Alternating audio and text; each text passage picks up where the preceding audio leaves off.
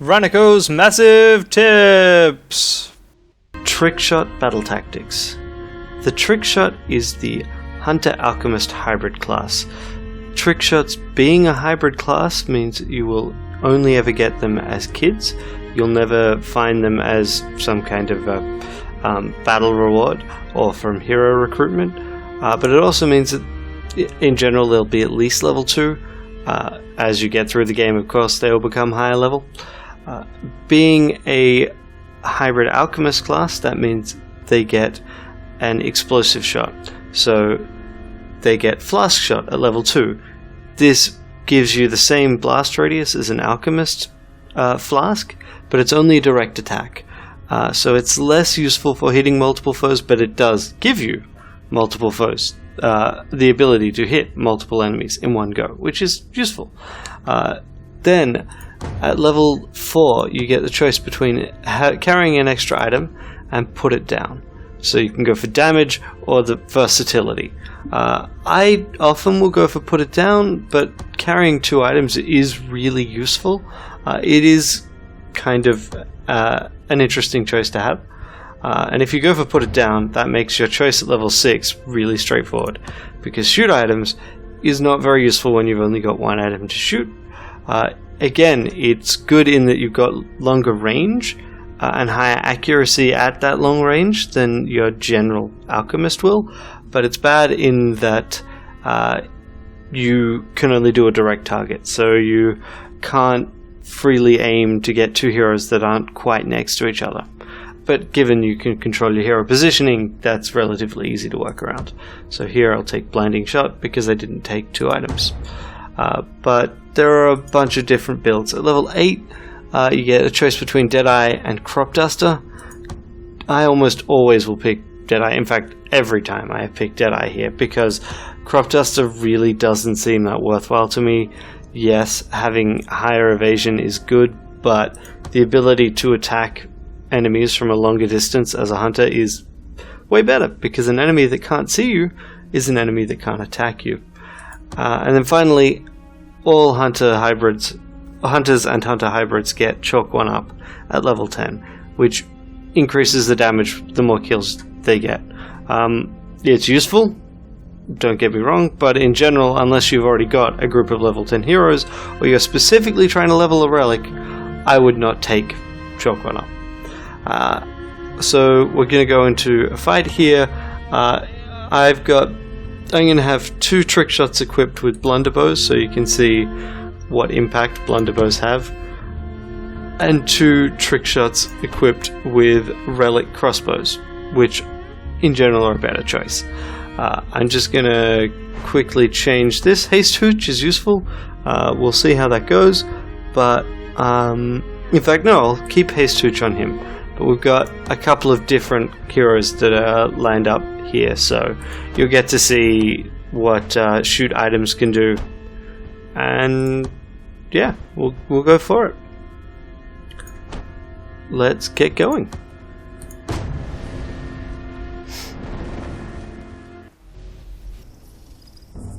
Good luck.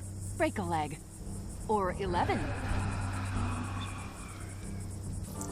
Okay, so we have started with a couple of lapses in view, which means that we can't stealth move. Not ideal, but we can hit, and these guys are just basic lapses, which means they're really easy to hit. And we've got the range.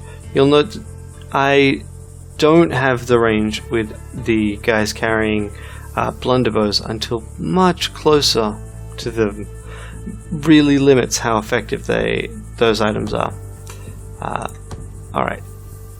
Given that we can attack... let's just do this. That'll push that one out of view, or stun it.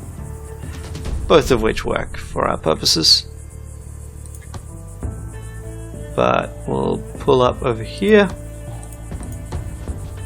Oh, okay. And now we'll change target.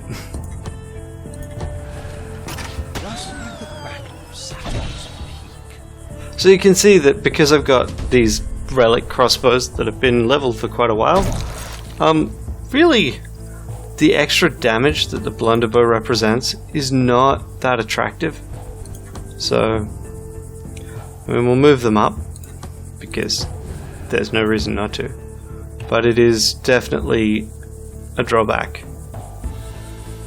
Okay, you've moved. Did I not actually have 3 blunderbows? Oh well. I'll cope with that. And we'll just pop up here and take this one down. Like all hunters, the best approach is attacking from range. Didn't anticipate that that would run into... that guy would be revealed by that. And as a result, we have a cradle that we can't actually see that's causing us problems from outside of our view. Okay, so here, as you will have seen in the blunderbow tip, you got a really nice high damage, right? Not actually that much different from our relics without the need to have leveled a relic, but any attack you make pushes the character that makes it back. So here, we'll take out this wrinkler.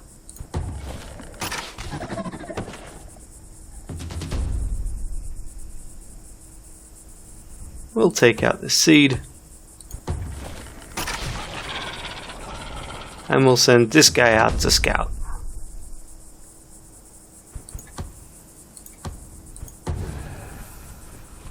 There's the cradle that we couldn't see before. Because drunk characters that are actually drunk have a penalty to their perception. So, but it did know where we were because of previous turns, so it's wandering around. Alrighty. So let's just look at the guy with the basic crossbow right now, which is him. You can see that he's doing 35 to 38 to that, and 32 to 35. So it's mostly coming from dex, and this guy will do significantly more damage to the enemies that he does hit. It's just it's not that worth it. That's what it comes down to. We'll pop this. Level up and everything. Okay, that's great. When guys level up, I always like to go and actually spend the point immediately so I can benefit from anything straight away, like, for example, increasing the sight radius so I can see that this guy's there. And so here we pop up and take him down. Those guys, I feel, are higher problems. It is actually kind of questionable though, because since Advanced Cradles attack twice, 2 actual attacks does indeed straight up kill one of our guys. Now here, this guy has Perilous Core, which detonates on him to do a chunk of damage, but you're sacrificing that hero. The key reason why you research this item is because, of course, the ability to shoot items changes that to less of a self-sacrifice and more of just a straight up let's kill someone. So we pop back here, and because we're not using the blunderbow, we've got the range and we can just pop him. The downside is those guys are not dead. They get to run around. But what I can do here is I could run up and blind. Or I can run up and flask shot. Flask shot will do significantly less damage though. Right? Flask shot does not actually kill them, which is not ideal. So what we're going to do is we're just going to blind all of them. Ah, crap. This is why I do not like blunderbow. I didn't think about the angle, and now I've stunned both of those heroes for the next turn. Perfect. And those guys just wander off, because they can't see anyone.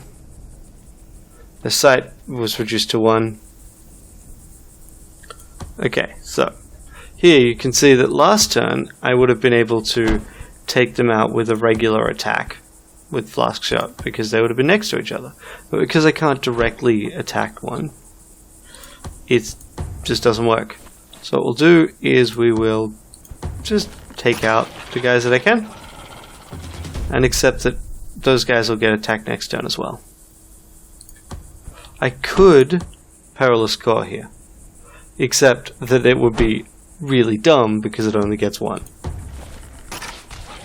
So I really shouldn't Perilous Core. I thought the explosion radius was actually slightly bigger. Ah, there's a Wrinkler. Trying to be sneaky. Okay, so that guy needs to heal. So firstly, we will just move him around here. And then we'll let this guy back up. Oh, that's right, he doesn't have sponge seed, so... Oh well.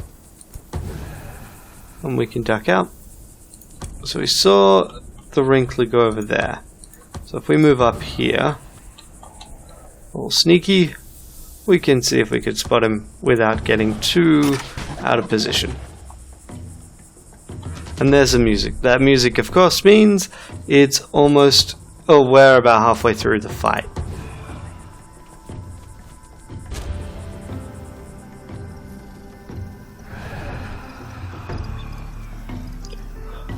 It's worth noting that I am pretty overleveled for this point in the game, so it's really straightforward at this point, shall we say.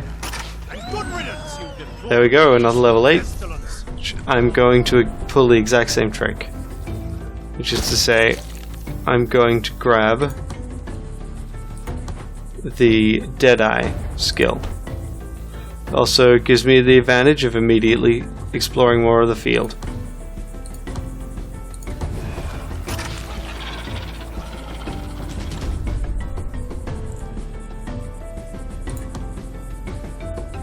And run up.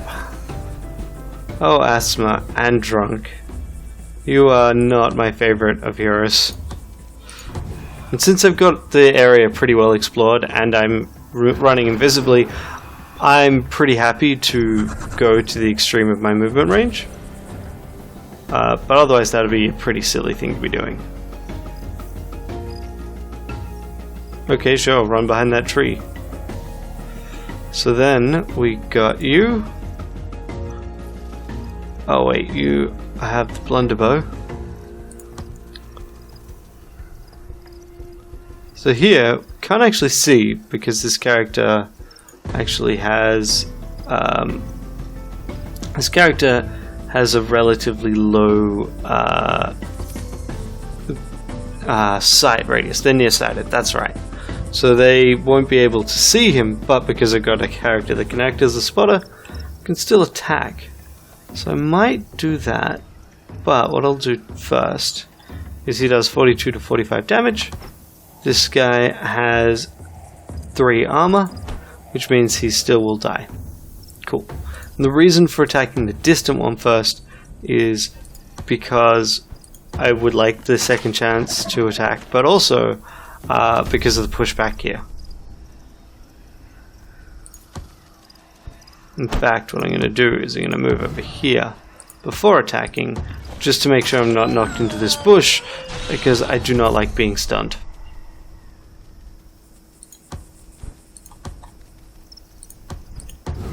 Now let's move around a bit, see what we can find. There you are. And we'll move him over. Wait, no, that's silly. We should do things more conservatively in this direction because I haven't had the opportunity to explore over here as much.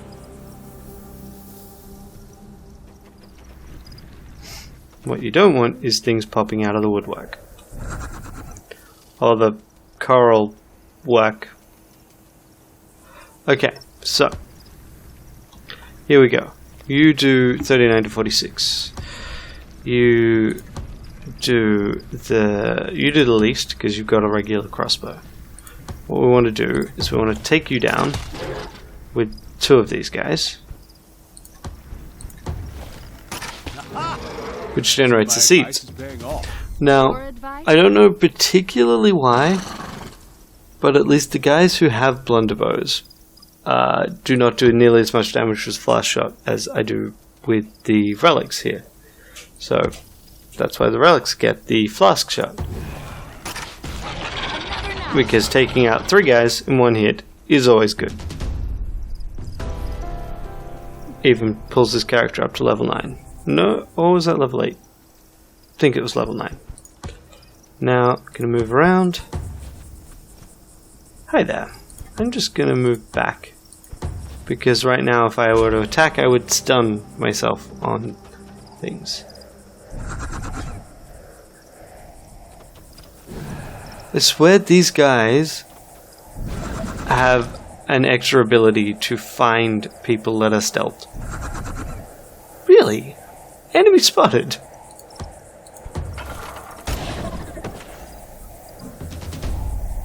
And let's just take out the last one. Or last 2. I could Perilous Core I could have Perilous Cored my own person. That would have been really dumb because I don't need to actually sacrifice anyone to win this fight. But an interesting way of using the Perilous Core. Okay. So let's explore a bit more. Enemies will be tending to move towards my position. No, they did just get up to level 8. So we'll grab Deadeye. Tempted to get the other skill just to show you what it looks like, but it's not worth it. Oh, hi there.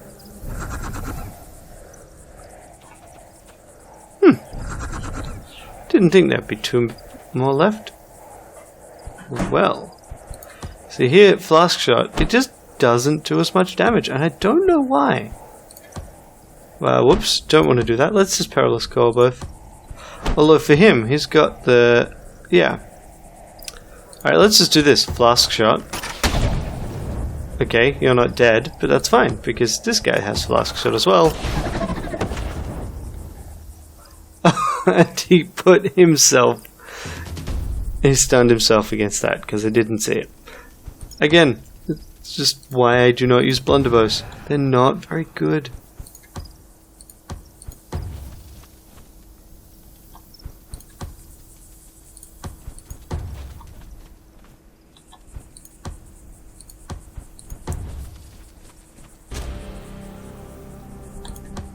And now it's just a matter of cleanup. There's going to be one more guy, and wherever they are, they're not moving towards us, probably because their pathing is not working very well.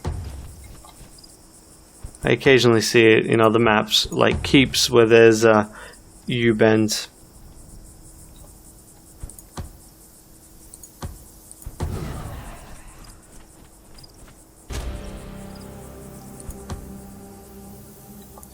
So try and gather people up.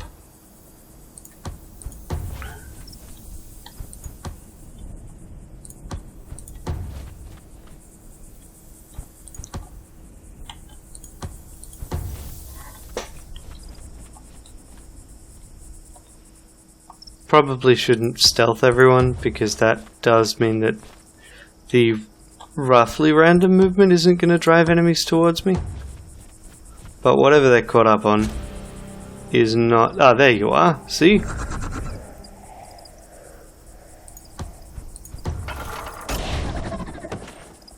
There we go.